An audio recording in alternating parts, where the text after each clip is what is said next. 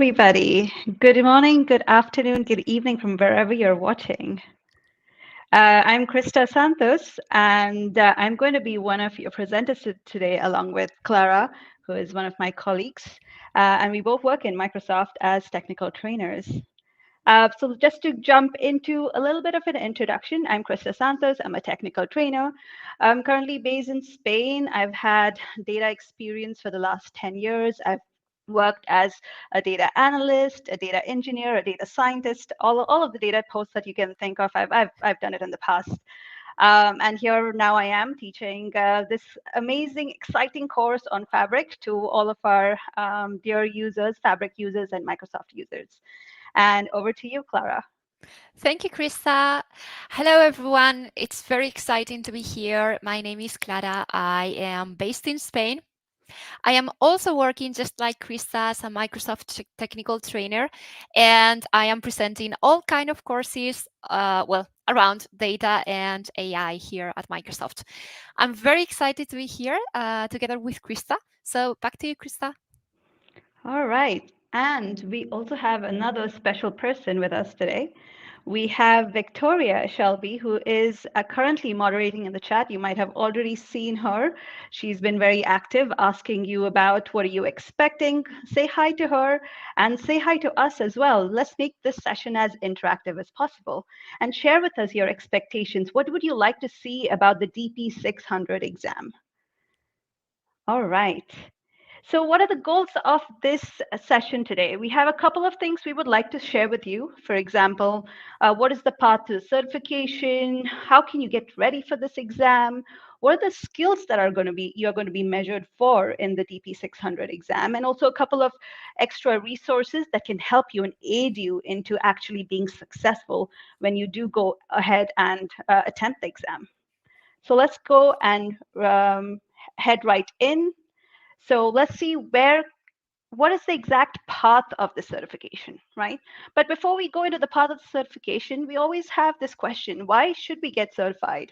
What is the actual significance of getting certified? What is the use of it? We have to put in so much study, so much of effort into actually getting certified. But why do we do it? It's because getting these kind of certifications have led to really amazing progresses in your career. For example, we have 35% of technical professionals who say that getting certified led to a salary increase, or getting certified has led to actually getting that project you've been trying to get onto, but you didn't have the necessary skills validated previously to be able to work on that kind of project.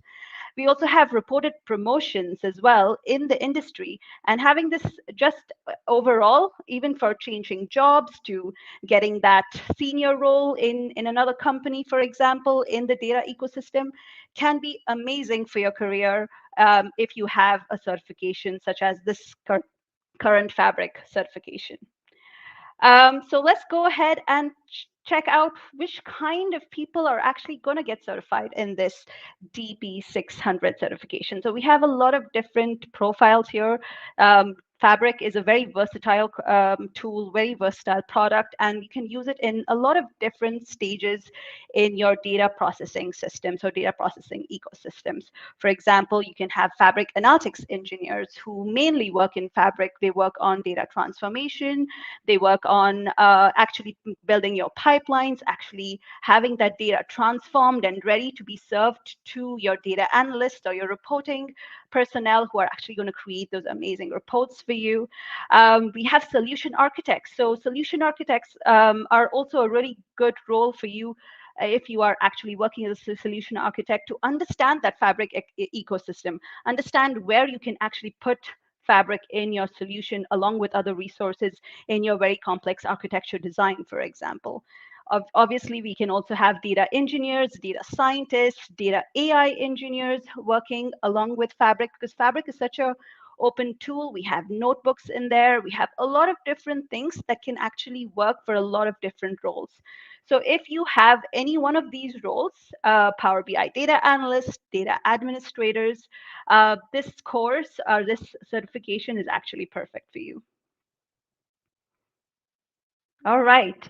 So, what do you need to know in order to pass this certification and in order to be successful in this certification? There are a couple of different things that are super important for you to know when you are studying for the certification. For example, data modeling is one of the biggest topics that is going to come up in this certification because data modeling is the core foundation of everything in your data ecosystem. It can be your raw data coming in and then creating your dimension tables, creating your fact tables, and then having all of those beautiful relationships coming in together, creating something very efficient and very powerful that can actually power your reports. And then at the end of it, you want to actually build out your insights from these kind of reports.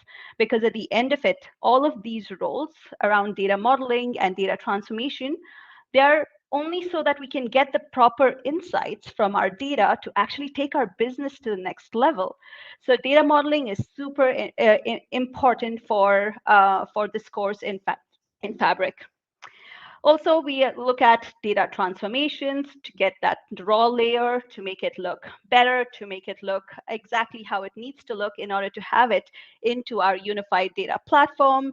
We will talk about even Git-based source control to have all those transformations, any changes, version control of those transformations to maintain it in the future. If you're working with a very large team, how are you going to actually collaborate with different people? And here is where version control and source control becomes super important.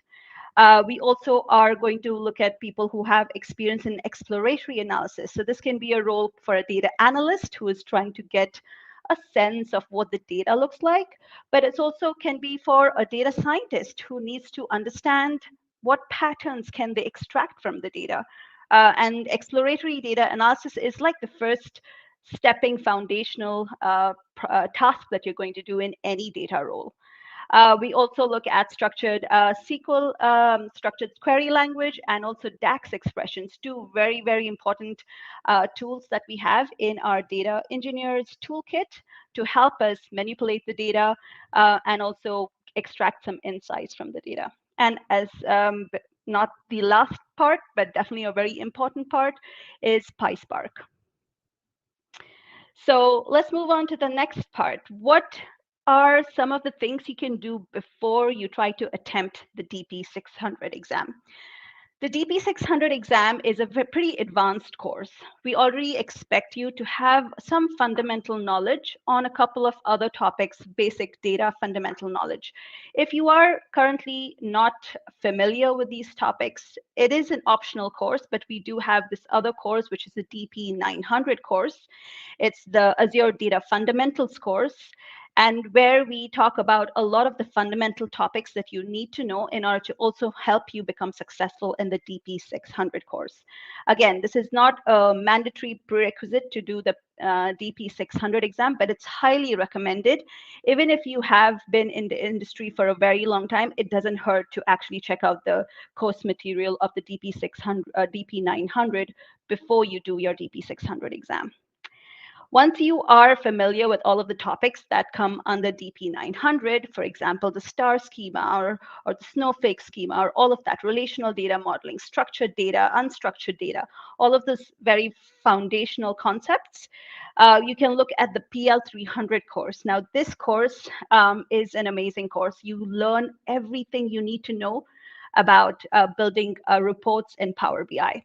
Now, Power BI is a very, very powerful tool. You can build reports from data, you can extract analysis. There are so many different types of ways of slicing and dicing the data, for example. In the PL300 course, you're going to learn all about that. So that's sort of like an introduction to Power BI course. Again, an optional course. You do not need to do this course for the, do not need to get the certification for the DP-600 certification, but again, highly recommended because everything that you will learn in the DP-600 certification is going to make sense if you have this Power BI knowledge already beforehand. And then once you are done with the PL300, if you are going to be doing the PL300 certification as well, you can then come in and start preparing for the DP-600 exam, which is the reason why we're all here. We have a couple of resources already available, like the exam readiness zones, which we have a couple of trainers from Microsoft who have created these really amazing videos that you can consume on demand at your own time, at your own pace. You can look at this content in order to prepare for your exam as well. And then we also have the Fabric Career Hub, where you can get a lot of other resources to help you if you want to make a switch to a career role which is more involved in Fabric. And after you've prepared, you can then finally take the DP-600 exam, and you will get this amazing Fabric Analytics Engineer badge, which is actually pretty rewarding in the end. So I can say from experience, because I've cleared the certification a couple of weeks ago as well. All right. So just to get a feeling of where everybody is, we have a poll created over here. So if you can just either use your phone and scan this QR code, or just go to the link that's on the website, you can basically let us know where you are right now in your journey for becoming certified for Fabric. Is this your first step? Is this the first thing you have done to become certified for DP-600? Have you already started studying? Do you already have some real world experience? You're already ready to schedule your DP-600 exam. Or if you are somewhere else on your learning journey, let us know as well. Let us know in the chat where we can see your answers as well. So Clara, what about you? Where are you on this path? So, well, I have to say that I have already passed my DP-600 exam. And for me, it was a challenging experience because when I took the exam, it was still in the beta phase. So I didn't get my results immediately. There was a bit of anticipation and thinking, what's going to happen, right? And, that feeling you always get when you try a new exam. But yeah, the exam was out of beta, I think, in mid-March. So a couple months ago, and I am very glad to say that I did pass the exam. And what about you, Amazing. Christa? Yeah, yeah. I actually was fortunate enough that I attended the exam after it was in beta, so I got my result right, like on the. And you're going to do a little bit of a demo for us on this as well, how it looks like.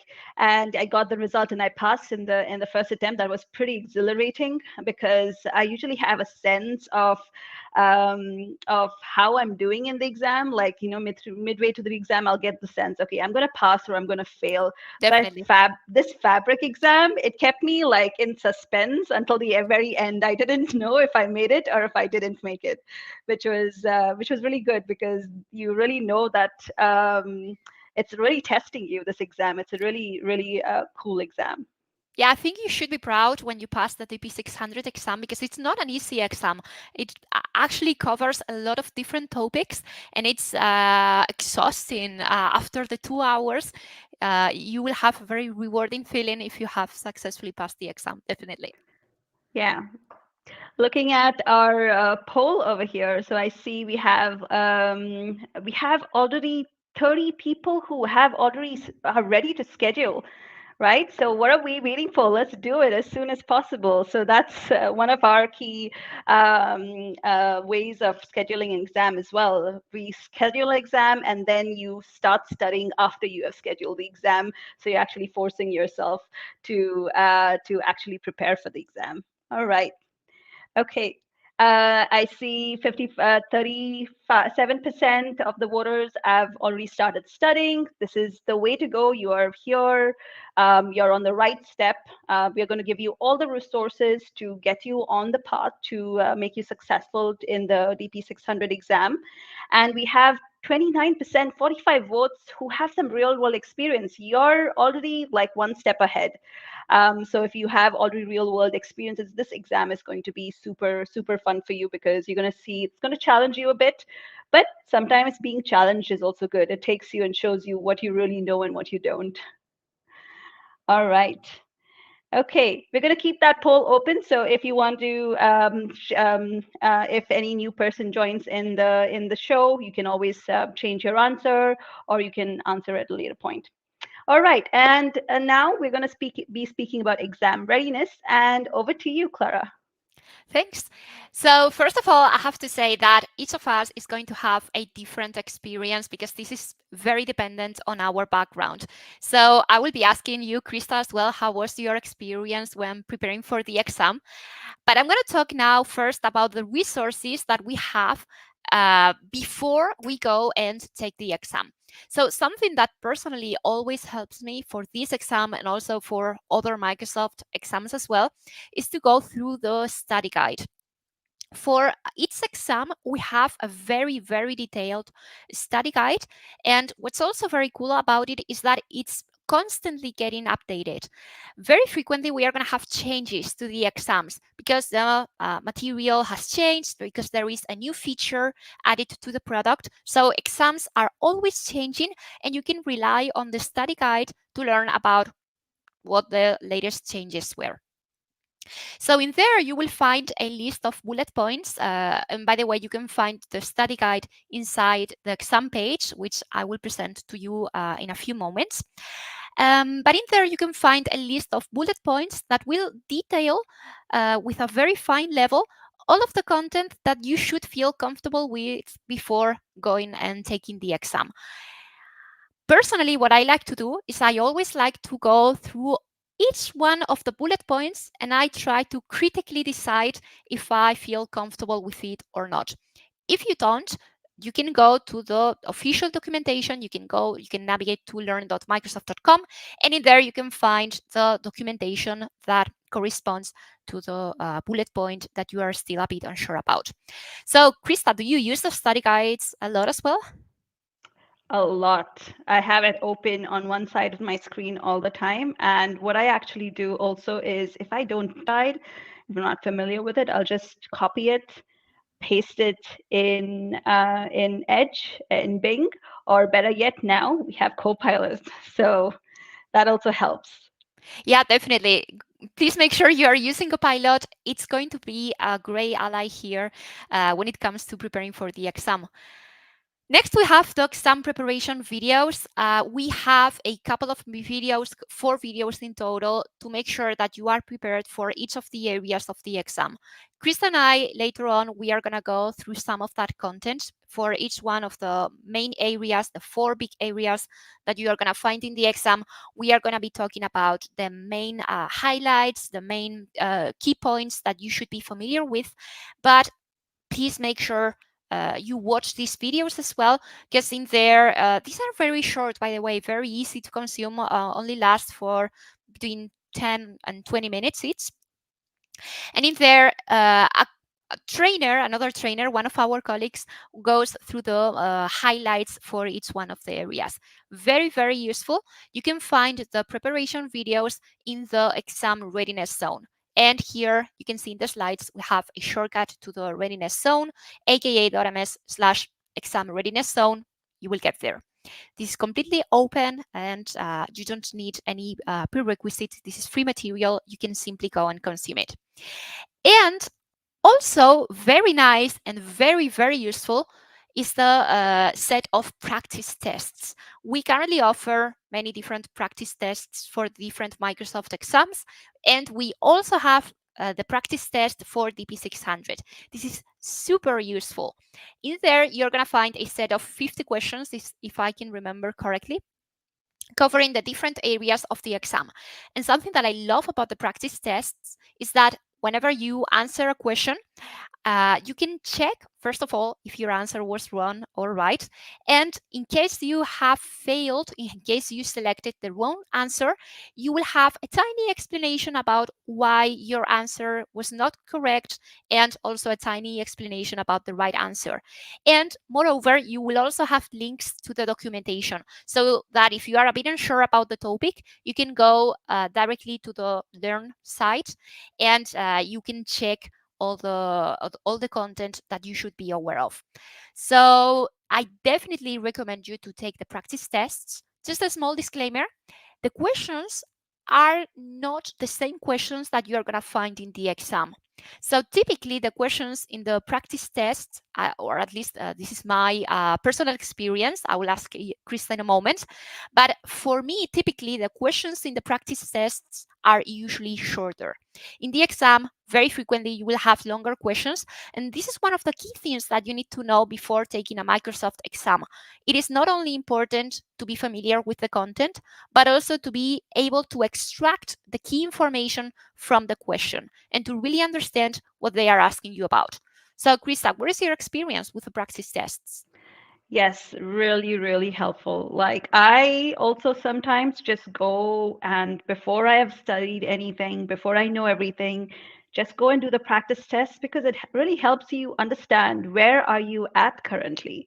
And sometimes, even if I know the correct answer, I just put the wrong one because I want to get those learn links, and I want to get that documentation so I can actually revise before actually attempting the exam. So yeah, you can know the correct answer because there's no like time frame for this. You can do it over a long period of time, and they're just really helpful. Those links, especially that you get after you get a wrong answer, really helpful for you to revise and understand what you need to know in order to get that concept correctly. Yeah, and also I think that if you open the practice test multiple times, you will get your questions shuffled so that it's a bit more difficult for you to memorize the answers, and you will have, to make an effort to get to the right answer. So definitely, we recommend you to check out the practice tests before you take the exam. So if we can move on to the next slide, Krista, please. Yeah, so a bit of information about how do exams work. This is fairly similar to other Microsoft exams as well. You're going to get between 40 and 60 questions. This is going to be random. So if you take the exam multiple times, which I hope you don't need to because you will pass in your first attempt, but each time you take the exam, you will get a different number of questions because the questions are going to be randomly selected from a pool. The questions, and we will talk more about this in a few minutes, but the questions contain more than just multiple choice. However, something that you should know is that you can answer all of the questions for the DP-600 exam simply by using your mouse. You just need to click here on there or there. You won't need to enter any code. We are not going to be asking you to complete any lab or any practical exercise. It's all going to be just pretty much theoretical questions, and you will need to choose the right answer. This is going to be a great difference with another certification that we offer you, which is the applied skills. We will talk about applied skills later on, but if you have heard about them, applied skills are going to be completely practical exercise. In there, you will receive a number of, well, a set of instructions. You need to follow the instructions and you need to complete something. You need to build something in the platform inside Microsoft Fabric. Here, for this exam, you will just need to answer the questions by using your mouse. The time of the exam, the actual exam, will last up to 2 hours. You will have 120 minutes to complete the exam. However, you should plan for longer. Because before the exam, we will need you to follow a process to prove your identity. We will talk more about this later on. But essentially, you can decide if you would rather take the exam at home or at a test center. If you take it at home, well, it can be online, it can be at home or at the office or just whatever you prefer. If you do it online, you will need to prove your identity by taking pictures to your ID card or passport or driver's license or whichever form of legal identification you're using. If you do it at a test center, you will have to go there physically and you will just show your documents as well. Here, it really depends on the person. Personally, I always prefer to take my exams at a home because, well, I can do it in here. I don't have to go somewhere else. But Krista, I believe you have taken exams in the test center. How did it go? What was the experience like?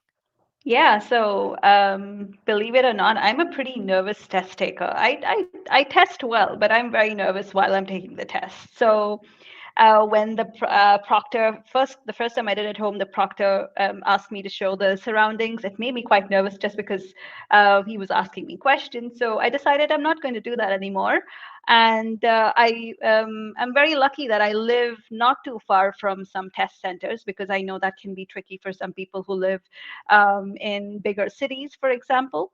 So I just go into the test center. They make me sign a sign-in sheet. They give me a locker. I put my phone, my keys in there because I don't really take any material with me.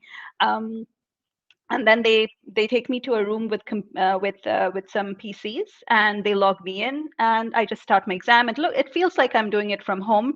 And they also give you, for example, noise canceling headsets just in Mm-hmm. case the other people in the testing room are maybe making some noise. You can do that. You can basically ask for a break by putting your hand up because they are going to be monitoring you via camera. And yeah, it's a pretty good experience. I prefer it to doing it at home. Yeah, makes sense. And also, if you do it at home, you have to be very cautious because your exam is going to be proctored. That means that you need to have, first of all, a camera enabled in your laptop or PC, and it has to be turned on at all times. Also, they are going to be monitoring you so that if you are acting suspiciously, let's say, well, you will be requested to stop your behavior or whatever you're doing.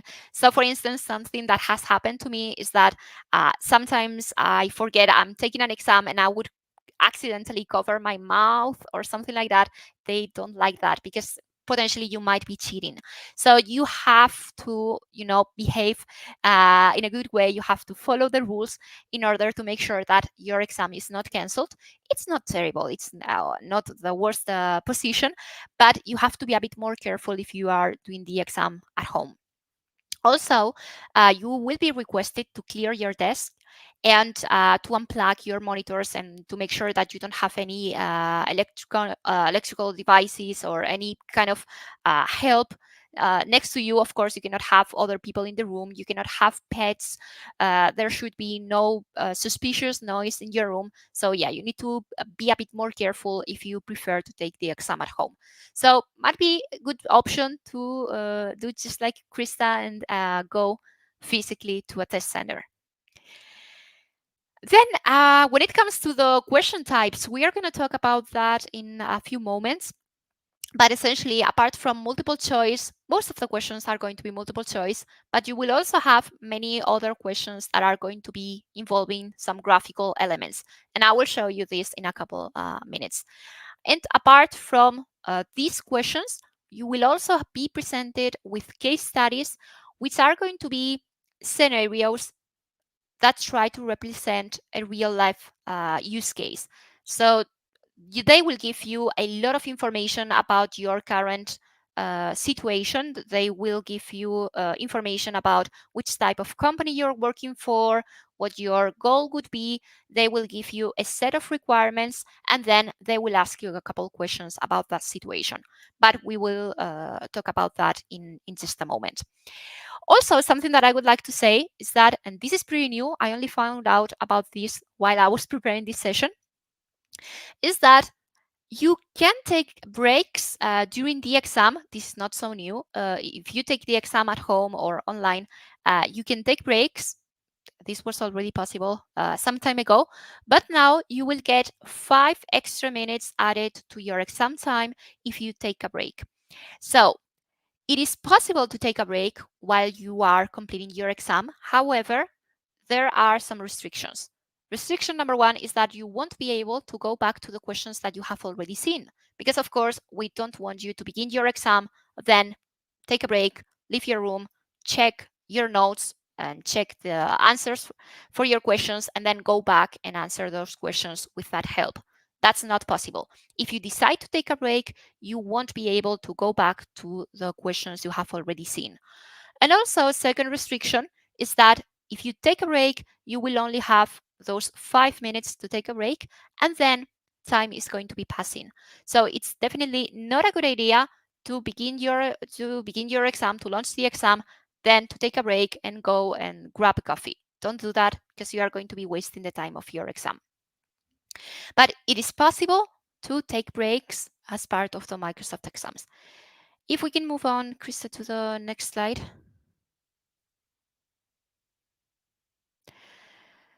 What's going to happen inside the exam? You're going to get a number of questions, and you need to get a passing score of 700 out of 1,000 in order to pass the exam.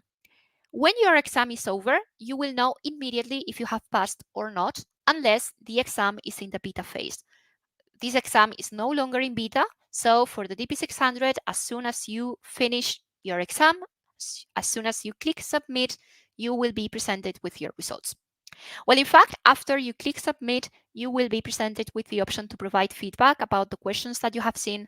And during the exam, if you believe a certain question is unclear, or if you are not finding the right answer, you would like to provide, let's say, further explanation about why you chose a certain answer in a question, you can go and you can mark your questions to leave feedback later on after your exam has finished. Then when you're done with the feedback, you will get in the screen your scoring report. You will see if you have passed or not, and you will see how well you have done inside each area out of the 4 areas that we have in the exam. Frequently asked question, we cannot check the actual answer for a certain question. We are only going to see aggregated results, so we will know how well we have done for a certain area, but we won't know if we got a certain question right or wrong. We have a very good question from the chat. Can we take only one break?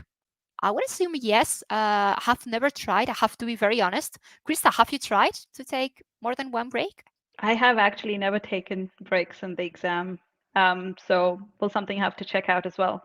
Yeah. So Victoria, please save us. Please double check if we can take more than one break. I have taken breaks.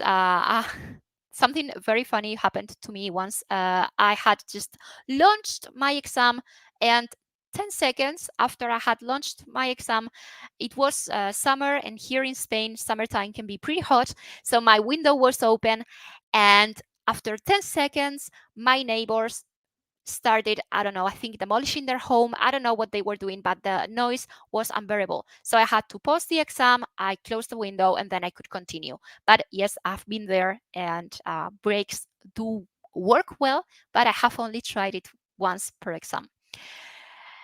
So if we go back to the scoring and what to expect, how to pass the exam, you need to take into account something very important, which is that sometimes some questions will require you to provide more than just one answer. Sometimes you will be asked to provide multiple answers.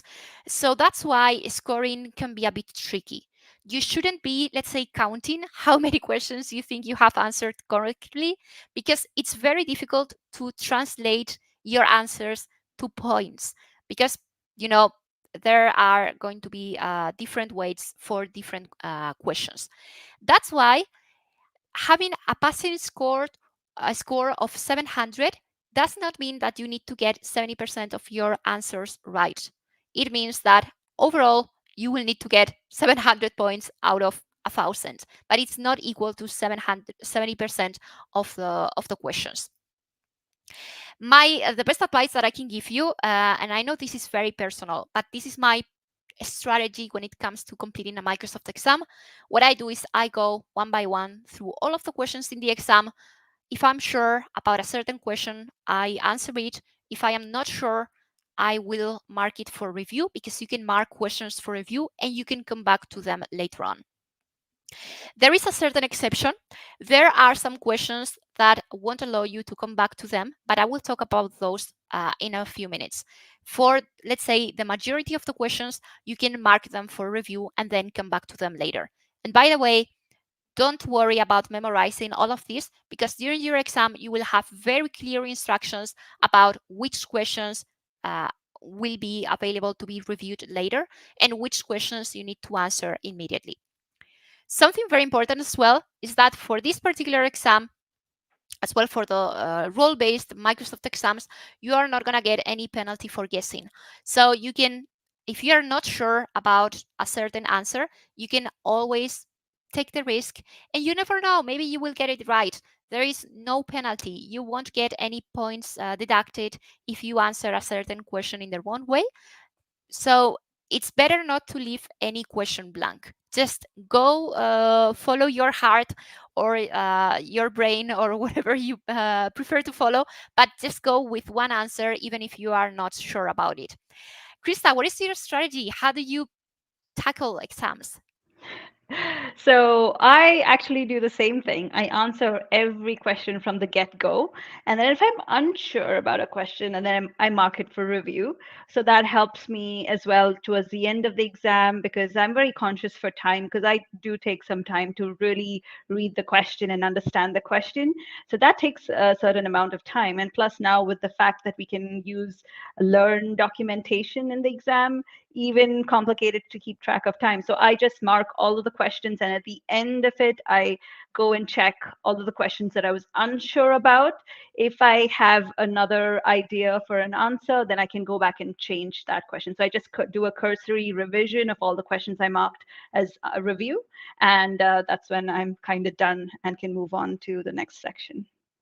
Yeah, so pretty similar to what I do. But well, maybe you have a different strategy. If you do and it works really well for you, let us know in the chat because we want to know about your strategy. We want to know about how you face these exams. Then this exam is no longer in beta. If the exam was in beta, you wouldn't receive your results immediately, but you don't need to worry about that. This development phase is now over, and as soon as you finish your exam, you will see if you have passed or not. Here under tips and tricks, this is pretty much what we have already discussed. No points deducted for wrong answers. Just go with the option you think it's correct. It doesn't matter if you get it wrong because you are not going to lose anything. Something which is relatively new, and I personally have used it for the DP-600 exam, is that since September, I think September 2023, you can access Microsoft Learn during role-based exams. So this means that while you are completing your exam, you will have the option, you will see the icon in there. It's actually here. Thank you, Christa. If you take a look, this is the interface that you would have during your exam. You can see that it says in here question 1 out of 10. And at the bottom of the page, in the right side, it says Microsoft Learn. You see that icon. If you click there, yeah, thank you, Christa, for highlighting. If you click that icon, the official Microsoft documentation is going to open in a new tab. So it's like you are going to be accessing the internet. Of course, you are not going to have access to the internet. It's going to be only Microsoft Learn, but you will have access to the official documentation. And something really nice is that in there you have a search bar. So if you find any topic in a certain question or any keyword and you are a bit unsure about what the answer might be, you can just look it up and hopefully you will be able to find the answer to the question. The only limitation here is going to be time. I can promise you that if you are not well prepared for the exam and you try to look up all the answers for every single question in the documentation, you won't have enough time to complete the exam. So you need to be able to answer questions on your own, and only for those very challenging questions where you might be struggling, you can make use of Microsoft Learn. Christa, have you used Microsoft Learn as well for the DP-600 exam? Yes, and I actually learned of a particular strategy which I hadn't known before, which is I go to the documentation directly because sometimes when you use a search bar, it can give you links that are not really optimized. There's no really search engine optimization happening in the Learn documentation. So if you go directly to the product documentation and you go to that exact documentation which you need, you will have a faster rate of success of actually finding what you need to look for. So that's also something that you can do before you go for the exam, try to go through the documentation, know where everything is, something that you're not really sure of, know where the documentation is so that you can actually go and access the documentation really quickly if that question comes up. Well, thank you. I didn't know that trick, but I will definitely use it in my future exams. So what we're going to do now is we are going to go through a demo of the exam sandbox. And what I'm going to do is I'm going to be presenting you the interface that you will find during your exam. So in a few moments, yes, you can see my screen. Here you have the DP-600 exam page. Inside this site, you can find all the resources that you need to be successful and pass the DP-600 exam. So as an example, well, you can read this description for the exam, but here highlighted in blue and in green, you have this very important information. The passing score, 700, we have already talked about this one. And you can see here highlighted in green, we have the DP-600 study guide. So if I go there and I open the DP-600 study guide, this is what I was telling you about a few minutes ago, you will find the detail of the areas that are going to be evaluated in the exam. And myself and Christa, we are going to discuss this with you in a few moments. But essentially, we have these four big areas: plan, implement, and manage the solution for data analytics, prepare and serve data, implement and manage semantic models, and explore and analyze data. And you can also check how some of these areas are going to have more importance in the exam, because these percentages that you can see here indicate the number of questions that you are likely to get in the exam around these topics. So as you can see, most of the questions in the exam, almost 50% of the questions, are going to be around preparing and serving data. We will talk more about this in a couple minutes, but what I wanted to show you is that in here, you can access the specific information. So if you're not too sure about what explore and analyze data means, you can scroll down. Here we have explore and analyze data. Well, it turns out that we should know about performing exploratory analytics, and we should know how to query data by using SQL, right? So you can read about this, and as Christa was saying, if you are unsure about any of this, you can simply copy this statement, you can paste it into your preferred browser, or even better, you can use Copilot to give you a summary about this topic. So this is it for the study guide. We also have in here this exam sandbox. Before you, well, actually not before, sorry, after you register for the exam, if you choose to take the exam online at home or at the office or whatever you prefer, you will receive an email that will provide you a link to run a tech check to check the specifications that you need to meet in order to take the exam. So how powerful your PC or laptop has to be, how much memory you need, and also it will tell you that you need to have a camera and all of that. So that's going to be about the technical specifications. But if you would like to become a bit more familiar with the interface of the exam, you should use this exam sandbox, because this is going to imitate what you're going to see in real life when you launch the exam. So let's go there. And something that I really like about Microsoft Exams is, first of all, the interface. The interface has been updated to make it more accessible and just easier to be understood and to consume this content. And then you will have here some terms and conditions that you need to agree to.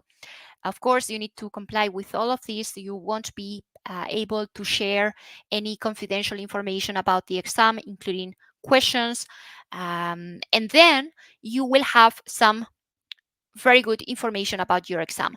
You will have how much time you've got. In this case, this is not what will happen in the real exam. Don't worry, you don't have to be completing your exam during 8 hours. It will be only 2 hours. Session time, 8 hours. Exam time, 8 hours. total exam questions. So in this case, I have gotten 10 because this is the sandbox. In the real exam, you will have, remember, between 40 and 60. The number of case studies and the minimum score required to pass. Once you have made sure you understand all of this, you can hit next. And then it will explain what you are going to find in the next screens. It will explain the time that you will have, the exam format and question format.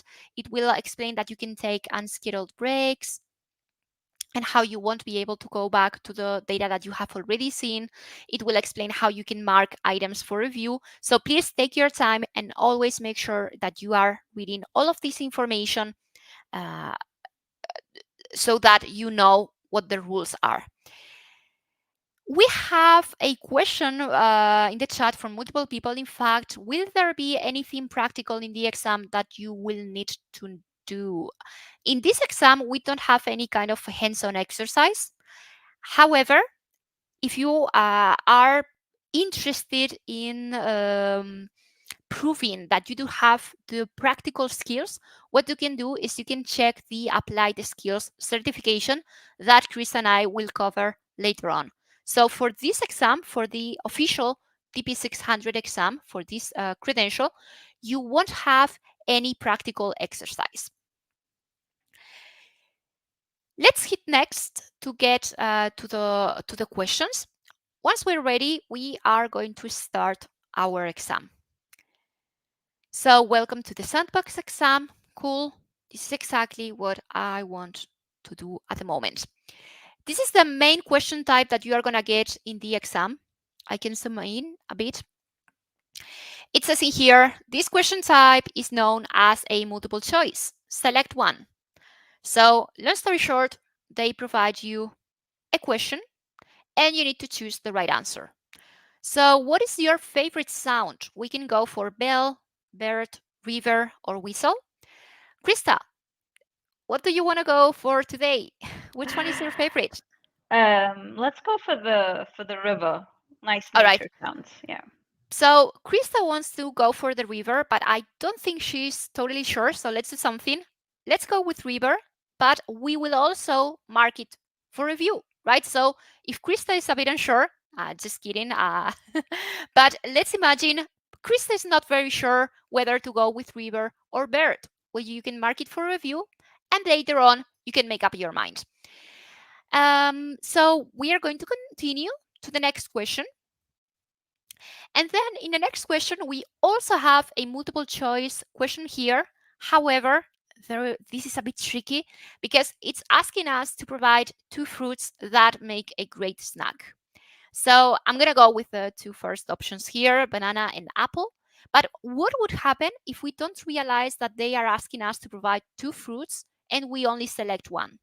Let's imagine we are not noticing that we have to provide multiple answers here. We can hit next and we will get this pop-up saying, hey, incomplete question. You have missed something. You have not selected an answer for this question or have not selected enough answers. Select OK to proceed. Select cancel to remain on the question. Let's do that, right? We haven't noticed, but we had to provide two fruits that make a great snack. So let's go with banana and apple. And then as you can see, we can also leave feedback. If you think that these questions are not totally correct, if you don't agree with the question, if you believe that something is a bit unclear, you can provide feedback. Your comments are going to be evaluated. And if you are right and you had a point, your final score will change and you will get more points. So let's hit next. We have this type of question, which is known as drag and drop. You will see that we have here two types of furniture. We have home and we have office. And we need to decide if each of these furniture items will be located at home or at the office. So let's not spend too much time here. Let's do this randomly. Let's go home, office, and then let's do home and home. and home as well, right? So long story short, you just need to drag and drop these graphical options on top of these boxes where you can select either home or office. You can change your mind. For instance, if you believe that a sofa is not very likely to be found at the office and you would rather have a sofa at home, you can replace it, right? So you can always make changes. And if you think about it, this is also multiple choice, right? Because you need to choose between home and office. The only difference is the way in which this is presented. So if we are happy with our question number 3, we are going to continue to the next type of question. This is also a classic type of question that you can get where you will be given a number of options and you need to place them in the right order. So here we have to select 5 tasks to create a ham sandwich. Let's do that. Let's review the options that we have. I am going to begin by placing the slices of bread on the plate. Then I'm going to place a slice of bread on top of the ham and condiments. And Christa, again, I'm going to let you choose the content of our lovely sandwich. So would you rather have pickles, mayo, ketchup, or onions? I'll have some ketchup, please. So Christa would like to have some ketchup and then something Pickles. else. Let's go with that. And then finally, we are going to place ham. Oh, actually, I like it better like this. So this is what we have at the moment. If I zoom out, we should see the whole list of answers that we have provided. So we begin by placing the slices of bread on the plate. We place ham on top of a slice of bread. We add ketchup, we add pickles, and finally we place a slice of bread on top of the ham and condiments. What if, again, we regret what we have chosen? We are feeling a bit uncomfortable and we decide that we no longer want to add ketchup and then pickles. Instead, we want to change the order. We can do that simply pre-ordering graphically the actions that we have in here. What is important is that you understand that sometimes there are going to be multiple options that would be correct. Every time you select a combination which is correct, you will get points for it. So it doesn't matter if it is not the only possibility. What matters here is that you provide 5 tasks in the right order, right? So just take that into account. And then, of course, if you regret ketchup, sorry, but you're gone, and we are going to add onions instead, you can also do that very easily. Let's move on to the next type of questions. Sometimes we are going to have these graphical questions. In my experience, don't I don't think I saw any of these type of graphical questions in my DP-600 exam. Christa, do you remember having this type of questions in this exam? No, no.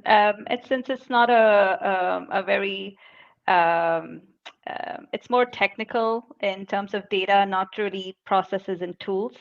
So I think this is more for exams that are maybe configuring something technical, for example, that kind of thing. Yeah, but anyway, just in case, if you ever get a question like this one, just know that here inside this image, you can also configure.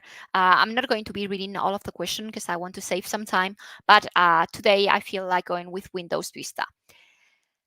Next, we have the classic drop-down menus. You will have to choose the right answer from a number of options.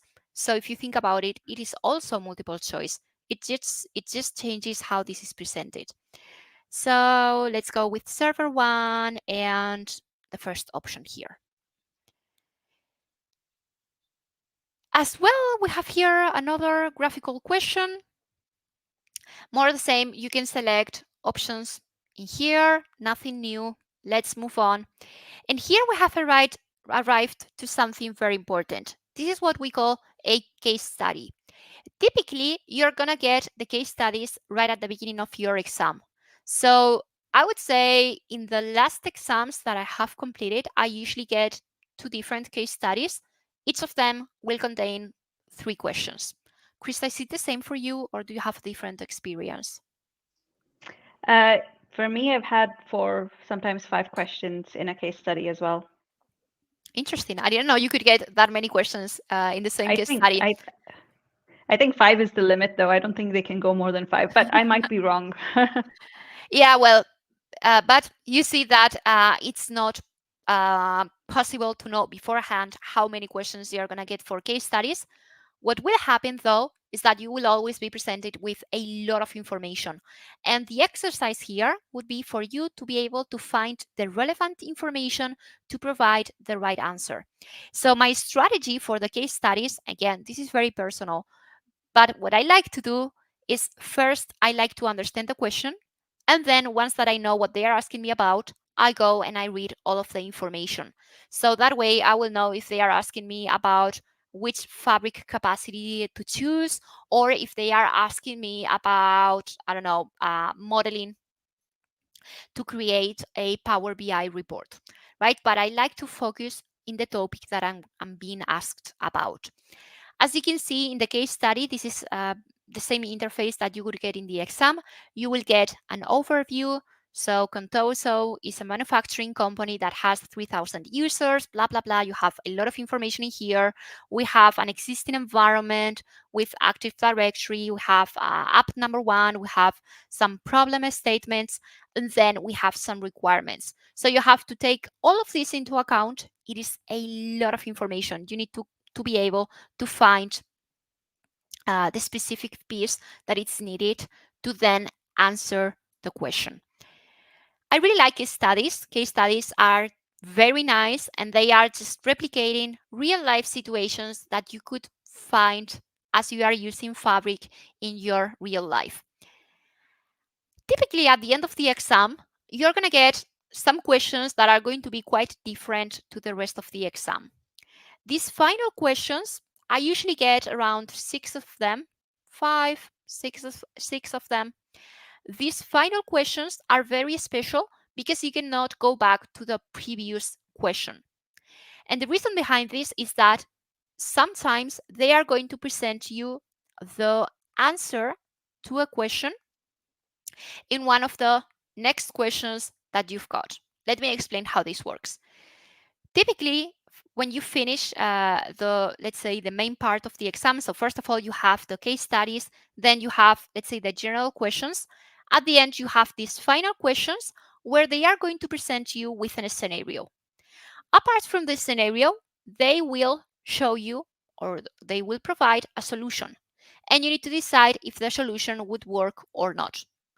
And then once you have decided if the solution is valid or not, you move on to the next question, and you are presented exactly with the same scenario, different solution, and you need to decide if the solution works or not.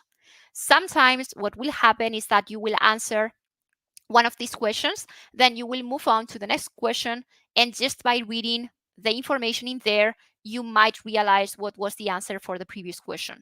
And of course, they don't want you, the people who create the exam, don't want you to go back and change your previous answer based on what you have just seen. They want you to provide an answer and stick to it. So that's why for the final exam questions, you cannot go back. You will answer them and it's completely final. Christa, how do you find those? Do you like them, or do you also think that this is a bit stressful because they play with your mind and they make you believe that if you have said that the first 2 solutions wouldn't work, maybe the next solution proposed will have to work? Does it also happen to you? I actually like these kind of questions because you almost immediately know that the next question is going to be based on the same scenario, and Yeah. only the options are going to change. And it's basically, will this work for your, will this work as a solution? And yes and no kind of questions. And I think that's where I feel like, okay, this is now how they're actually going to challenge me. Do I know my stuff or not? And I actually enjoy those questions quite a bit. Well, I think you're the only person that I have ever met who enjoys these questions. But it's good that we have you here to also make us like those questions a bit more. So let's go. Oh, incomplete question. Let's go and answer this one. Which component would I recommend? Well, let's go with this one randomly. Question number 9. Oh, this is important. Sometimes for some questions, you will have an exhibit, you will have a piece of extra information, usually graphical, that you need to take a look at. So you will have like an image or a screenshot of a certain tool. In this case, we have this screenshot, and we should take a look here and then go and answer the question. I will randomly choose A, and then finally here you can see that we have a policy editor, a hash policy, and a hash block. So just make sure that you check all of the information provided in every single question. Here, these are simply yes, no questions. So let's go with yes and no. Why not? At the end, when you are done with all of your questions, when you hit next, you will see this screenshot where you can see how many questions you have answered, how many questions you have marked for review, how many questions you have marked for feedback, and how many questions you haven't answered at all. So turns out that here we have this sign, this check sign saying that we have one question to review. Let's go back to it. And it was the question that our friend Christa provided the answer for. So which one is our favorite sound? Let's fully trust Christa. Let's go with river. And then we can also revise the rest of the questions, or we can directly go to the piece of information that we want to. We can check the unanswered questions, or the ones for review, or the ones for feedback. At the end, you should see something like this. You should answer all of your questions. Remember not to leave anything blank, because you are not going to lose any point if you get it wrong. At the end, you will finish your exam. Am I sure? Yes. And it will say here, thank you. This is the end of the exam sandbox. Provide feedback. We can go and provide feedback. I won't do that at the moment. Just know that at the end of the exam, you will be able to do so. We can exit. And when we exit, we will get something like this about the scores that we have obtained. So unfortunately, today I haven't passed this exam. I have only obtained 300 points. And remember, the minimum score required was 700. However, something else that you will see in your exam report when you take the real exam is you will see the 4 areas for the exam, and you will have the percentage of questions that you got right for each of the areas, so that in the unlikely event that you fail the exam, you know in which area you should be focusing. So this is the demo for the exam. If you have any question about how this works, please let us know in the chat. And back to your presentation, Christa. All right, so let's quickly recap whatever we've seen up till now, what to actually expect on your exam day. You can basically check in 30 minutes before your exam starts. This is super important so that you finish any reading of the technical requirements, any rules or that you need to follow while doing the exam. Gives you enough time to read all of them. Once you do a couple of certifications, you kind of know what these rules are about, but it's still good to come in, check, do a systems check, tech check just for 30 minutes before the exam, read those exam instructions, and then you're ready to take the exam. Once you're taking the exam, you can either mark some questions for review, mark them for feedback, whatever you need in that case, and then submit your exam and receive the results, and hopefully celebrate along with us. And as I always say, always try to like put your certifications on LinkedIn. This is super nice to share with your network that you have overcome this really, really hard challenge of completing the DP-600 certification. I see a question in the chat. Each question carries how many marks? So this is, again, something that we cannot really define how many marks. You can see in the question itself, if it's a multiple choice question, it sometimes says that each answer will be 1 point, for example. They will mention that to you, but you cannot really do a calculation based on that up to how many points you're going to get into the exam. The only thing you should know that you need to get a passing score of 700 or over that 1,000 points. And with that, you can pass the exam. All right. So, some tips for success on your exam day. If you need any accommodations, please request them in advance. Microsoft does provide you with accommodations if you need some accommodations. Of course, if you don't mention that, you will not be getting those accommodations. So, please be careful about that when you actually schedule yourself for the exam. Do the tech check before the exam day just to make sure that everything is in place so you don't have to be fumbling around on the exam day trying to make some changes, rebooting your system or anything like that. Do it a day in advance so that you are more calm and prepared on the day of the exam. Be early, have all of your necessary items. For example, if you need to have one scratch pad and one pen, have it prepared already in advance because that's something that you can have a minimum. And that's something that if you're doing it in a test center, they will provide for you. If you're doing it online, you can have that ready and have that in the exam. This is especially useful for those case study kind of questions where you might have to like maybe draw something out to have it make sense to actually answer that question. So having a scratch pad is really good to basically think on paper, if you will, and also get to know more about the breaks in your exam, whether you're doing it from online, remotely, or doing it from an exam center.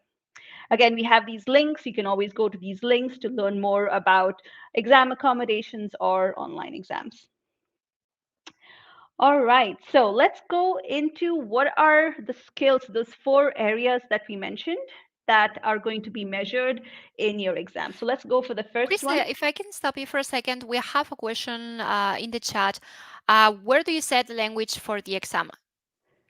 So Yeah, typically, you're going to do that when you register, when you book the exam. You will be asked to choose from the set of languages that are currently available. I can give you some personal pieces of advice being a native Spanish speaker. I would say that you should be a bit careful because sometimes when you choose to complete the exam in a language which is different to English, there are some translations that might be a bit weird because pretty much every single word is translated. And even if your first language is not English, I would say that most of us that are working in IT, we are very used to certain terms. But in the Microsoft exams, sometimes some terms, some terminology are translated to Spanish or to your to whichever language you have selected, and it's very very weird because it's a word that you understand in a different context. Let's put it that way. So it is possible to book the exam in different languages. Just make sure that you are used to the terminology. And if you ask me, how do I make sure that I'm used to the terminology? What I would do is I would consume the Microsoft Learn content in the language where you're taking the exam. So if you are going to be taking the exam in Spanish, make sure the language in your Microsoft Learn site is set to Spanish so that you get used to the terminology that it's being used. yeah, perfect. Yeah, that's basically something that all of us mentioned that sometimes these translations are way too literal to make sense in your own native language. Well, I've not had that issue because I've always done my exams in English because English is my native language. All right. Okay. So let's go ahead into the different skills that you're going to be measured on in the DP-600 exam. We have those 4 areas that Clara mentioned in the study guide, and I have them again on screen here. The first one is plan, implement, and manage a solution for data analytics. The second one is prepare and serve data. The third one is implement and manage semantic models or data sets for those who have been working with Power BI for a very long time and it has been recently renamed to semantic models, and explore and analyze data. So we'll take a look at all of these one by one. So let's go and jump into the first one, plan, implement, and manage a solution for data analytics. So this is the area which has the smallest number of questions. So say you have 50 questions in the exam, you're going to have, for example, 6 to 7 questions that show up in the exam on this specific area. And in this area, we're going to be talking about mainly some things, administration, fabric administration concepts and topics that we will see in here. For example, how to plan a data analytics environment. What kind of capacity do you need, depending on your need, depending on on the amount of data that you have, depending on your use cases. Which kind of capacity are you going to use? What are the different features of that capacity? For example, such as fabric capacity, or if it's only Power BI capacity. So we have the fabric capacity, which is the latest and newest capacity, but we also have the Power BI capacity, which we've always had for a very, very long time. And there are some companies who might want to stick to that Power BI capacity, and there are some companies who want to get into fabric, so they're going to get that fabric capacity, right? So those are the things that you will need to know about. You will need to be able to recommend which tenant level settings should be enabled or disabled in your environment, for example. And this can only happen if you have admin level permissions over that tenant, right? So what are the different roles that you can have in your workspace? We have 4 different roles that we can have that can manage different things in our Fabric workspaces, which is the admin, the member, the contributor, and the viewer. And these different roles have different features. So depending on the role that you have, you can then go into your Fabric workspace and do a certain steps only. You're restricted to doing certain processes because of the role that you have in your Fabric workspace. Obviously, the admin is going to have the most level of permissions. The viewer is going to have the least amount of permissions, for example. And lastly, also, what are what are the different types of data gateways? How can you manage these different gateways? How can you make sure that your reports and your models are being fed with the most relevant and recent data by setting up these data gateways that can help you create this connection between your on-premises data sources and your Power BI reports, which are already on the cloud, right? You can do a lot of other things like maybe setting up and configuring a Power BI theme that will be used across your organization as well. And that's in the first part of this area, which is planning a data analytics environment. The second part, which is implementing and managing a data analytics environment. So in this one, you're going to be looking at other workspace settings. So as an admin, you can look at other workspace settings, like, for example, just as an example, you have Spark settings where you can set up what your Spark pool looks like. There are multiple different things that you can do as an admin of a workspace. Another thing that you can do also in your workspace is set up sensitivity labels. Now, these are super important for data loss protection, for example. You do not want everybody in your organization to be able to download some assets because you might be talking about some sensitive data in there. And that is super important that you protect that data and you do not lose that data while putting it into your Fabric workspace. So how do you protect and manage that aspect of the data in your workspace as well?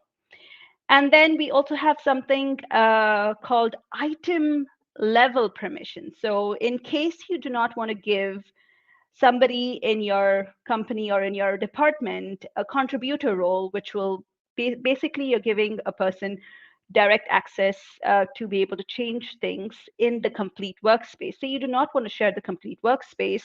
You will only want to give access to one item in your workspace. That's where item level permissions come into play. And these item level permissions are super important to understand because they give you that kind of granularity to be able to share one item at a time.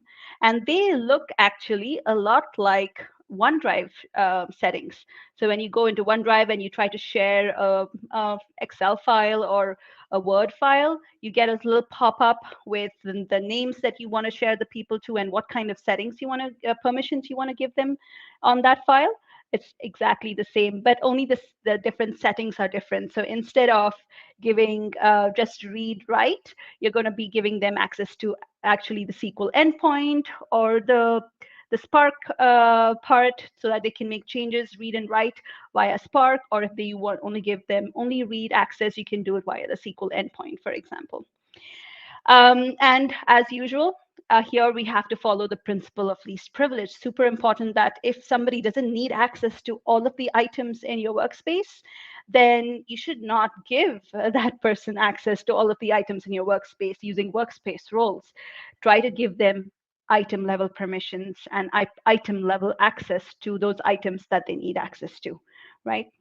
And then you would also need to be able to understand all of the different workspace settings, appropriate workspace settings for your appropriate use case. So that's the second part of this area, implement and manage a data analytics environment. And the last one is to manage the analytics development lifecycle. So this is super exciting, right? Because up until a year ago, we did not have a lot that could help us with development life cycles. We did not have things to enable us to do CI/CD, for example, with our pipelines, with our reports, with our semantic models or our data sets, for example. So now we have things called Power BI projects, which are different files that you can create, which actually create different assets for a specific report. And you can use VS Code to then actually do version control on this Power BI project, which is super exciting. And when I first saw this feature, I was so excited that I immediately had to just go and try it out and try a demo of it. So yeah, look into Power BI projects, look into Power BI templates, look into Power BI data sets. So this is PBIP for Power BI projects, PBIT for Power BI templates, and PBIDS for Power BI data sources. Okay.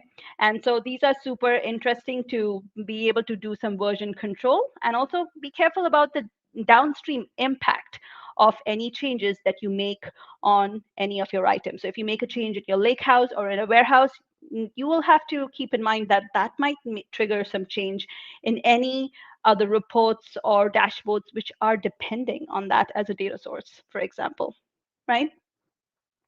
So let's go ahead and take a quick look at a question.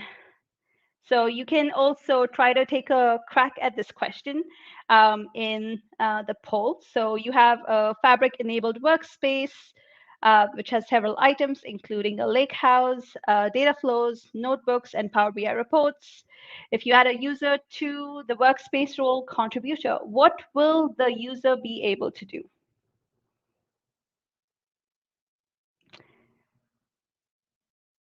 So I'm going to give everybody a couple of seconds. So what do you think, Clara? Well, I'm not too sure. I'm still thinking which one to go for. All right. Let's see some answers in the chat. I think a lot of people are getting it correct. Wow, 100% up until now. 100% of the voters are getting this correct. So I think you're all ready for the DP-600 exam. All right. Okay, so let's look at the answer really quickly. And you're right. The correct answer is the contributor role will only enable the user to create and edit items, but not manage the workspace, right? Because if you are going to be able to manage the whole workspace, then you need full admin rights. And if you go for the answer C, that's the viewer role, to view all items, but not create or edit any items. All right. So great job, everybody. All right, so let's go to the next section, the prepare and serve data, and over to you, Clara. Yeah, so this is going to be the question where you're going to find, well, more questions. Sorry, this is going to be the area where you're going to find more questions in the exam. And for me personally, how I prepared for this section is by having practice, by having experience with Fabric. So what I would advise you to do, first of all, if you haven't done that already, is to go and create a new account. You can activate a free trial. You can try Fabric for free for 60 days, if I am not mistaken. And that way you will get started with it, because here it's about preparing and serving data. That means that we need to transform our data, and we are going to make it available so people can consume it from our environment. So how is that going to work? First of all, inside Fabric, we have the opportunity to create different structures where we can organize our data. We have the chance to create data warehouses as well as data lake houses. And we can talk about the difference between them, but you need to understand the use cases where we could go for one or another. There are going to be some situations where we could use either of them, but you need to have practice.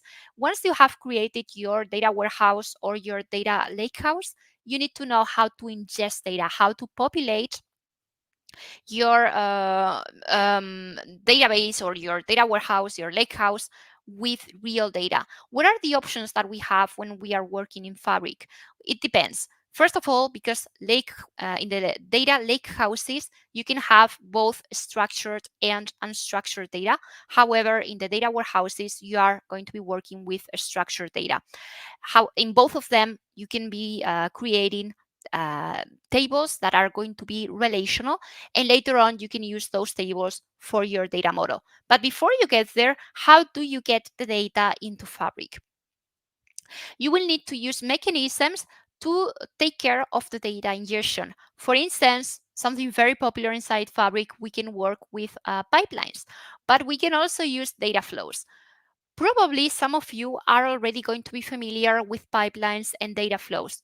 You will be familiar with pipelines if you have ever used them inside a certain service that we have inside Azure, the Microsoft Cloud, which is called Azure Synapse Analytics. We do have pipelines in there, and in fact, it's very similar the way those pipelines work compared to the pipelines inside Fabric. Why? Because in both of the cases, the pipelines components in Synapse and in Fabric have been kind of inherited from the features that we had in yet another service that we have in Azure called Azure Data Factory. So if you have ever worked with Azure Data Factory or Azure Synapse Analytics, the interface and the way in which you are going to be working with pipelines, it's going to be very, very familiar to you. You can create your activities, you can organize your data processing in there, you can automate the execution of your ETL operations. Then we have data flows. And data flows are also going to be very familiar to some of you, especially for those of you who have been working with Power BI in the past, because we used to have data flows already. There's a tiny difference. We used to have data flows generation 1. Now inside Fabric, we have data flows generation 2. These are easier to create and are going to allow you to have a simplified experience, but work in a very similar way. With data flows, you can graphically configure certain transformations to your data, and you can clean your data, you can prepare your data for further purposes. In both cases, either if you are using pipelines or if you are using data flows, you will be able to ingest data into Fabric, and then you can send your data maybe to the lakehouse, maybe to the data warehouse. It will depend on your scenario. But one of the ways that you can do this is by using the copy data activity inside pipelines. We have talked a bit about data transformation because you can transform your data with data flows, but there are many other options inside Fabric. Well, not many, but there are other options to transform data in Fabric as well. And those options include working with Spark. Inside Fabric, you can work with Spark without worrying about the Spark configuration. You don't need to worry about the infrastructure. You can, in a matter of seconds, you can open your notebook and you can start working with Spark in there. We support PySpark, SQL Spark, RSpark, as well as Scala. And you can use that to perform your data transformation operations where you have to apply a very specific logic. If you have very specific data transformations, if you want to apply an advanced logic, if you want to be, extracting perhaps strings or substrings from your data, you can do that by using Spark. Also, another benefit of using Spark is that, as probably many of you know, there are many libraries that integrate with Spark. So for instance, Krista and I, we both have a background in data science. We have worked many times with the Spark ML libraries. That's something that you can also use inside Fabric. Fun fact, this is not content of the DP-600 course, but since both Krista and I will have a background in data science, I would like to mention this. Inside Fabric, we do have a component to perform data science. It is not included in the DP-600 exam, but it's super cool. And in there, you will be able to build your own machine learning models. You can keep track of your metrics. The interface looks amazing. It is very, very easy to control how your machine learning processes are working. So I would also advise you to check that one out. Personally, I love that. And another component of Fabric, which is also available, although it's not included in the DP-600 exam, is that inside Fabric, we can also work with real-time data.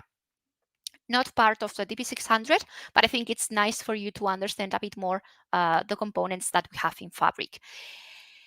What else can we do when we are working with our data, when we are preparing our data? The possibilities are almost endless. You can remove data, you can drop columns, you can add columns, you can join different files together, you can join files by merging tables, you can append tables, you can partition your tables if you are worried about storage.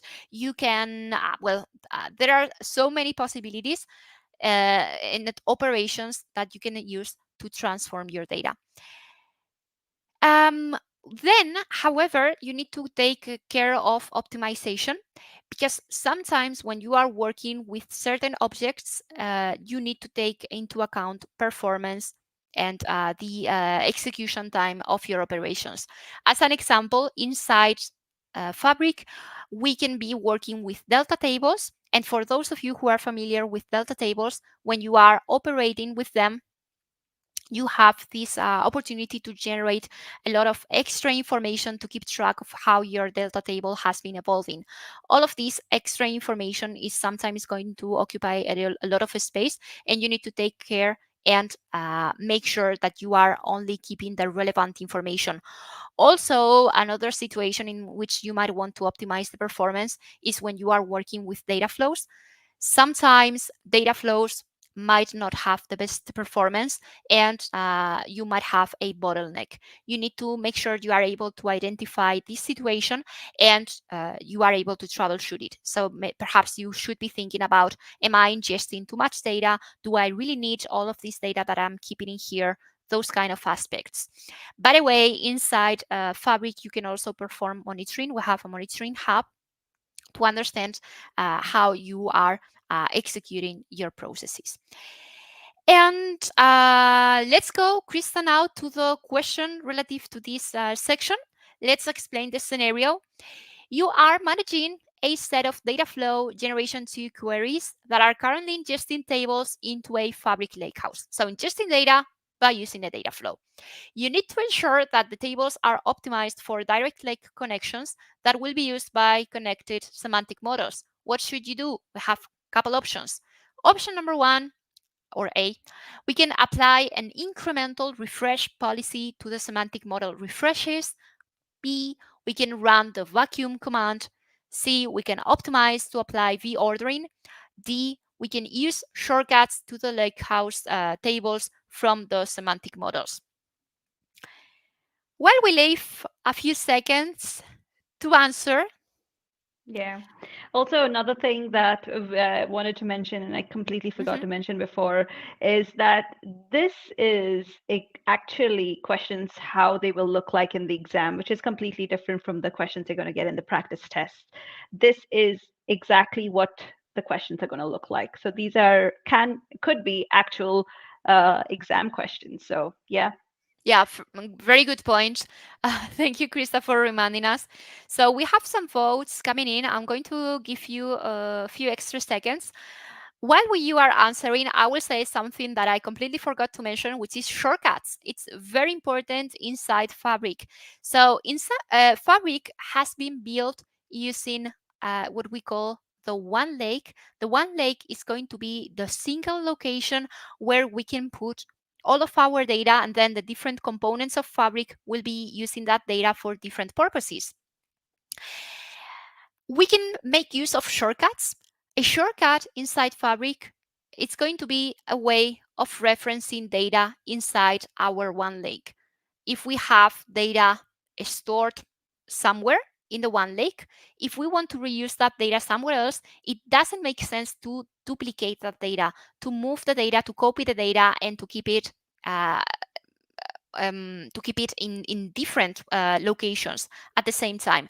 Instead, what we are going to do, if we need to use the data multiple times, is we are going to make a reference to the data. The data will be stored within a single copy in the one lake, and then from the multiple components of Fabric, we can be making a reference to it. So also something very important to know for the exam, what is a shortcut and how to use it, how to create a shortcut. Right, so we have a decent amount of votes now, and I can see that most people have gotten the question right because most people have chosen to go for optimize to apply the order. However, let me very quickly explain a bit about the other options because I can see that some people went for A, D, some for B as well. So incremental refresh, this doesn't apply to this situation. Incremental refresh, this is a process that we use to update or to refresh the data in our semantic models, and this is a smart process that it's only going to be refreshing the latest data that wasn't included in the last refresh of the semantic model. So this is something different. The vacuum command, this is something that we use in the environment of an Apache Spark file system. If we have a certain file that we are not using, but it's there hanging in our file system, we can run the vacuum operation to get rid of it. So also something different.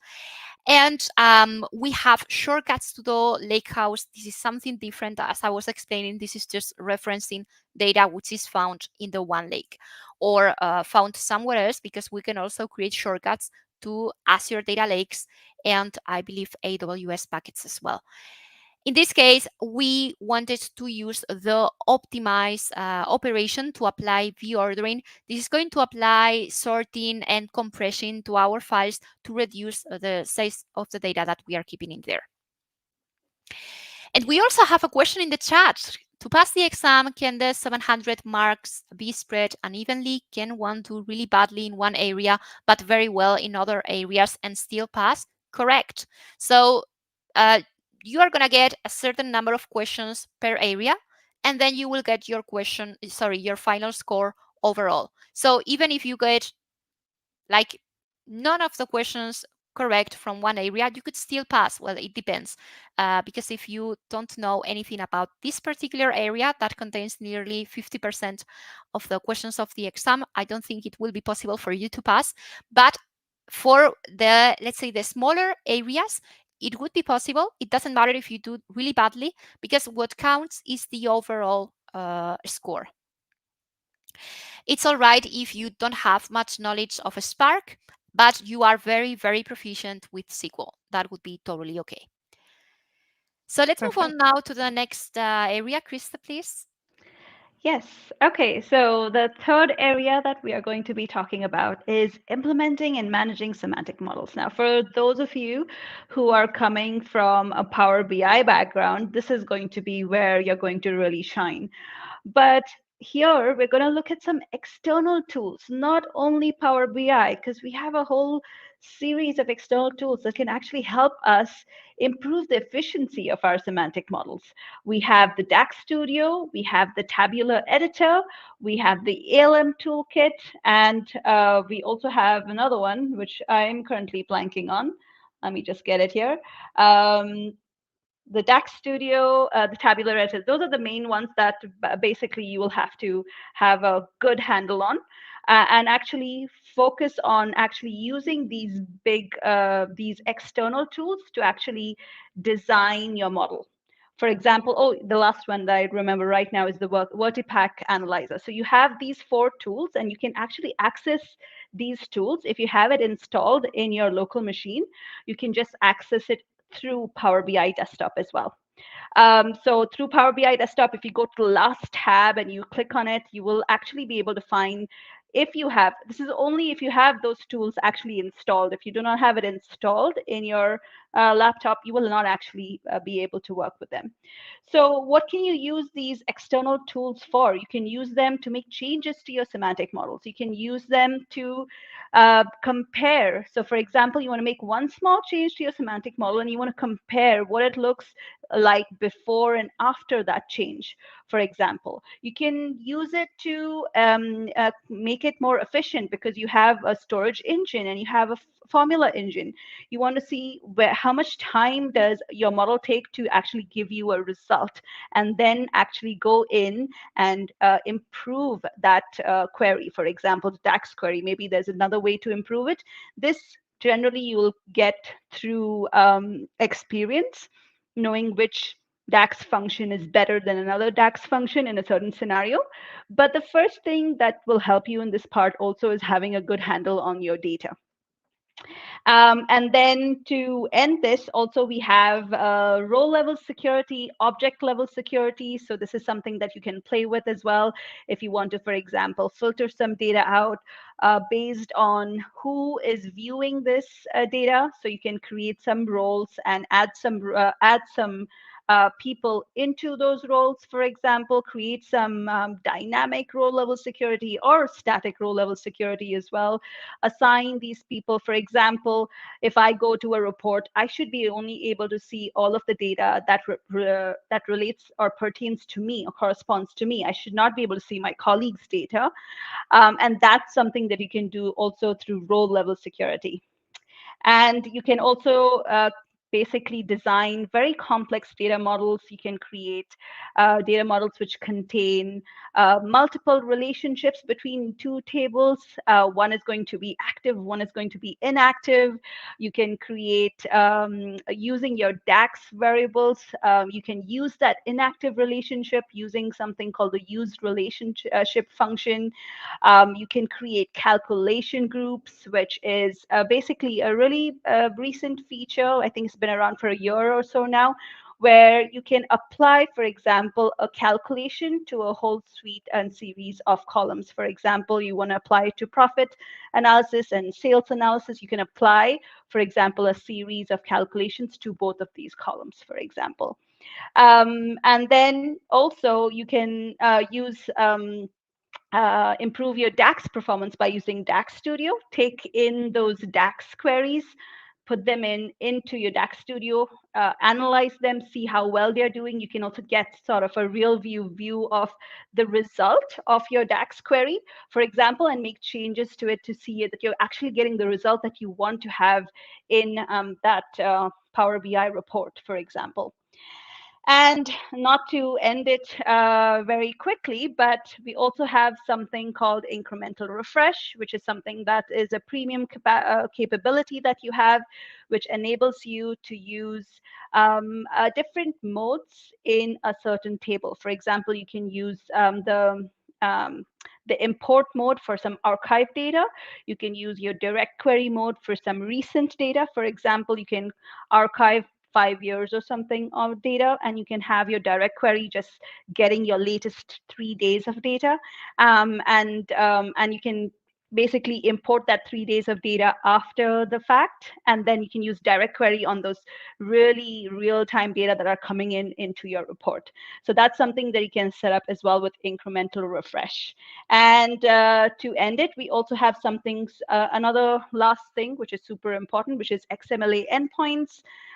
Super important to know XMLA endpoints, because this is what's going to help you connect to these models from using external tools. So you have to enable your read or your read and write permissions on your XML endpoints, and then learn how to use those endpoints as well to connect to that data.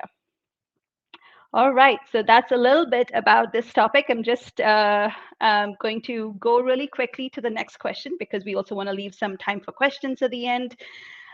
So here's our next question. You're using DAX Studio to connect to and troubleshoot a Microsoft Power BI report that is performing poorly. You need to capture the queries generated by the report. Which feature in DAX Studio should you enable? So here we have 4 options: all query trace, query builder, query plan tracing, or server timing trace. And I'll give everybody a couple of minutes, a couple of seconds to go through the question and try to answer the question as well.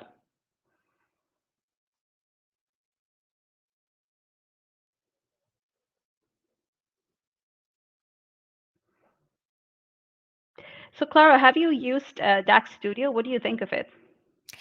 I have used it quite a lot. However, it's true that now in Power BI you have a brand new DAX view, which contains some of the features that I would use inside the DAX Studio to build and test my DAX queries. Yeah, actually, that's true. That's also a pretty recent thing. If you want to enable this, you have to go to the preview features in Power BI Desktop, and then you actually get this a similar view in Power BI Desktop to actually test out your DAX queries in real time and see what results you're getting. All right.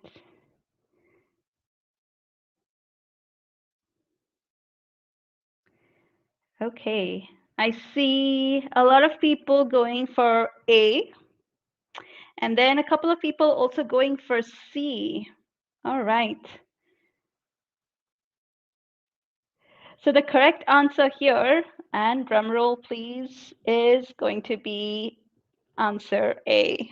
Okay, so all queries trace is the place that you can capture all of your all of the basically requests or connection requests for data that you're getting from outside your tool.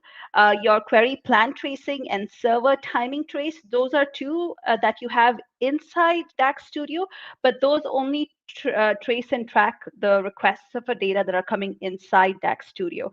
So if you want to trace and track queries that are connecting from outside, from externally, to, using maybe a Power BI report, you're going to be using your all queries trace. And Query Builder is just as you can see in the name, it's just a tool to allow you to build queries. So it has nothing to do with actually monitoring your model. All right, and then let's go to the last part, which is explore and analyze data. Yeah, so let's go quickly through this because we want to have a bit of time for questions at the end of the session as well. So essentially, this is not the biggest section of the exam. It's quite nice. I really like this section because at least for me, it results or it's pretty intuitive. So what do we have in here? First of all, when we perform exploratory analytics, we want to understand what data we have, what do we have in our data. That would be performing descriptive analysis, understanding what we can see in our systems. Apart from it, we can also perform a bit of diagnostic analytics using Fabric, just to try to understand if we have a certain anomalous situation. We can perhaps use Power BI to create a very nice report where we can study or we can analyze the progression of our sales or our events, whatever we are analyzing. Also, another very nice way to explore our data is by using the endpoints. This is something that both Christa and I have mentioned in the past sections. We are going to have different endpoints so that we can reach data in our lakehouse and data in our data warehouse from outside of Fabric. We can enable this option. We can allow this to happen with the item level permissions that Christa talked about earlier. And we can alternatively also query the tables that we have in our lakehouse or in our warehouse by using the visual query editor, which is integrated inside Fabric. It's really nice. We can run SQL queries in there. We can create views. We can create store procedures. And by the way, you need to understand the difference between those, but we can do this essentially either inside Fabric or outside Fabric with the endpoint. And then we can query data by using SQL, as I said, but we can also query our data model by using the XMLA endpoint that Christa just mentioned. This is very, very important because it's going to allow us to read and write to our data models. So essentially, that's it in a nutshell. Let's move on to the question related to this section. You have a Fabric tenant that contains a workspace named Workspace 1. Workspace 1 contains a lakehouse named Lakehouse 1. You plan to use Microsoft SQL Server Management Studio to write SQL queries against Lakehouse 1. Where can you find the SQL connection string for Lakehouse 1? This is a bit tricky because you will know the answer here if you have played around with Fabric, right? You need to have experience with Fabric. But this is the kind of question you can find in the exam, and you will see how they are testing that you actually do have experience with the tool. This is something that you will only know if you have tried it before. So let's see the results. Wow, that's fantastic. I can see that everyone has gotten it right. It can indeed, its answer C, it can indeed be found in the lakehouse settings under copy SQL connection string. Correct. That's fantastic. Thank you very much for your answers. Let's continue. Christa.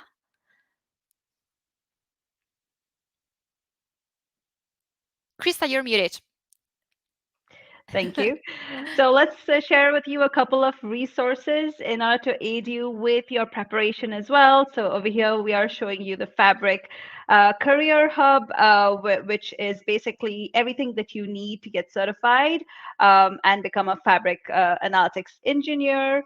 I also wanted to share um, a couple of things on role guidance that you will also find in the Fabric Career Hub.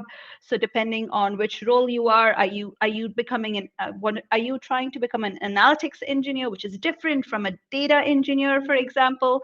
Then you can basically see that for the analytics engineer, you will need oh, we lost Clara for a second. For the analytics engineer, you will need to know DAX, for example. Okay, I saw some chat comments saying that DAX is too hard, but it's not. It's actually pretty fun once you start getting into it, right? And definitely for analytics, because DAX is an analytics language, you definitely need to have that. But if you're going the more the data engineering route,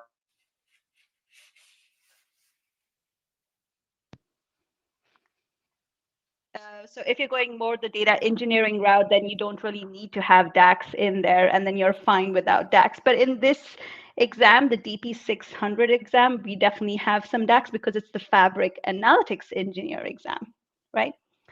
Um, let's top it off with just going through a bit of everything that we have seen up until now. We have the Learn Together sessions, which actually this session is part of the Learn Together sessions that we have, where we have experts from the field coming together and actually explaining to you a couple of different things. So please go and check out these sessions by some MVPs, Microsoft Valued Professionals, because they are actually working in the data ecosystem right now, and in data engineering roles, for example, or analytical engineering roles, and they are giving you really real time experience with Fabric, how they like using Fabric, and how what are their best practices in their company right now. So we have, I think, sessions in EMEA, in EU, in the States, no, sorry, in Asia Pacific, and in another time zone. I can't recollect which time zone. I think it's the US time zone. I'm not quite sure right now. So go, please take a look at these Learn Together sessions. We also have the exam Cram sessions, which is this session. We also have the exam readiness videos that Clara already mentioned before, earlier in the day. And actually these exam Cram sessions videos that were exam readiness videos that were created by none other than Victoria, who's actually helping you answer questions in the chat. So go ahead and go and check her out in these amazing videos. Don't forget the practice tests that will help you get an idea of how you can answer the questions. And in the end, step 5, most important step, go and schedule the exam.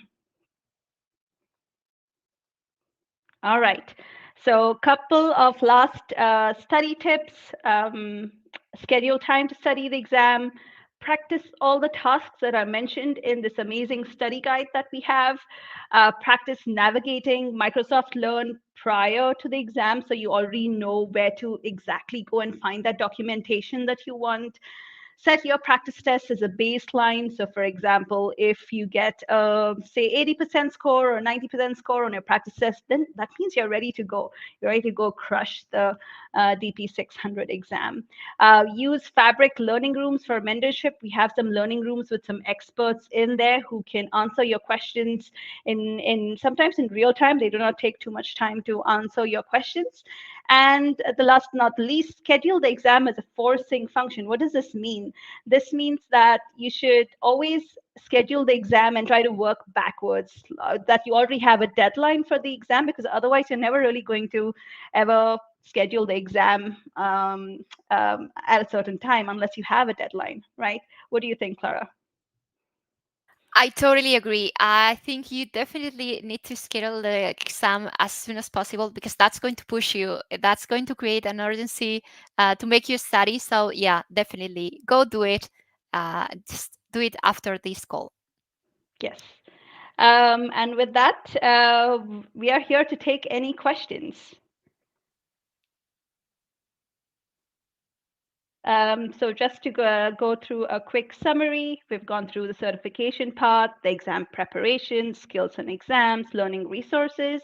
And if you have any questions, we can answer them right now. I'm just going to skip these questions because we do not have time to go through these extra questions that we have prepared. All right.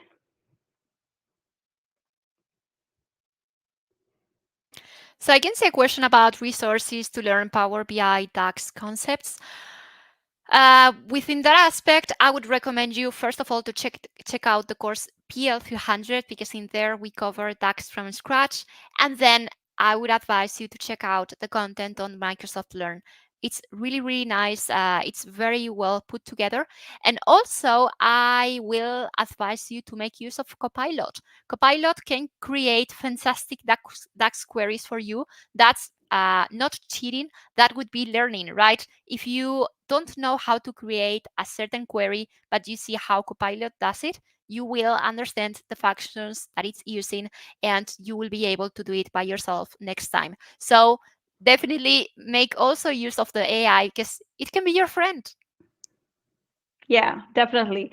Another thing that I've seen in the chat is um, how long is the certification valid for? And that's a super good question. It's valid for a year, but drum roll, you can renew it for free, right? You do not need to pay for it. Just make sure you renew your certification before 1 year of the validity of your exam. And this is completely free. You do not have to go to any test center. You do not need to have a proctored exam. It's 20 questions. You can do it from, you take your laptop to your bedroom and you can do it from your bedroom as well. Like you can sit on the floor. It doesn't matter where you are. You can do it from anywhere, as long as you finish those 20 questions before the 1 year is up for your exam. And it's completely free. You do it online from wherever. You can be on your holiday as well and do it. I have not tried that myself, but you can. Speaking of holidays, I can spot a certain comment on the chat mentioning going to the Caribbean Sea. I don't know the context, but if we have the opportunity, please count Krista and myself in, because that looks like one of the plans that we would go for. Yeah, and it's for every renewal. So it's the same. As long as you don't miss that renewal deadline, you should be fine. So you will be able to do this every year. So I basically have like a reminder set for every certification that I have, like a week before, so that I have some buffer time to actually do to renew my certifications. And with that, you're going to be certified until the end of time, until you stop renewing your certifications. We have a couple more questions. So, for instance, will fabric engineer replace data analyst and engineer roles? Looks like it's all in one tool with minimal code. I don't think that's going to happen because there are some differences in how you are going to be working with fabric and potentially what you can do with services such as Azure Synapse Analytics, because within Synapse, you are in control of your infrastructure. You can configure the resources that you're going to be using.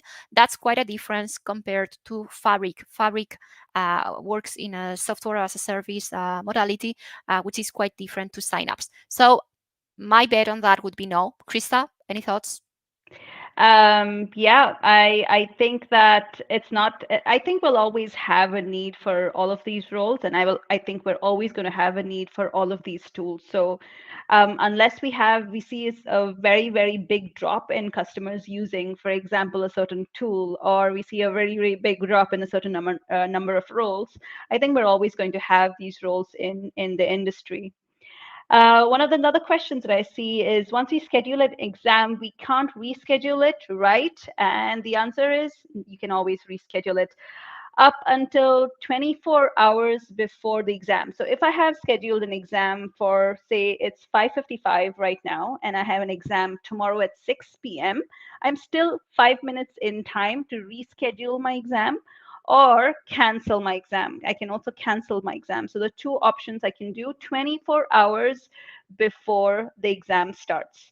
If you're doing it less than 24 hours before the exam starts, then you cannot reschedule or cancel your exam anymore.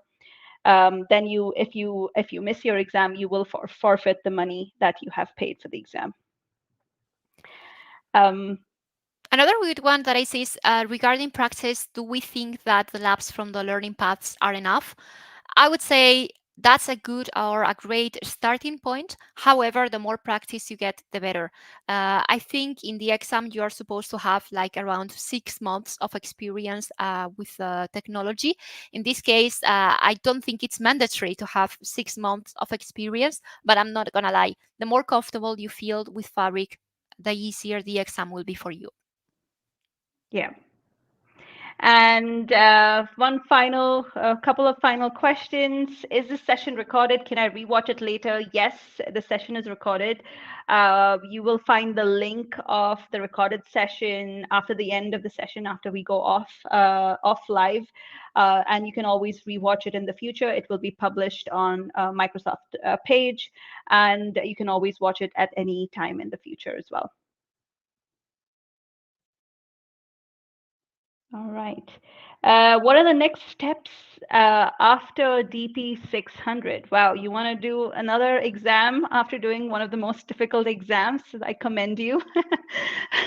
So, in terms of data certifications, if you've already done PL300 and you've done DP-600, there's another course that if you're interested in data engineering, you can also do it, called DP-203. That's more based on synapse analytics.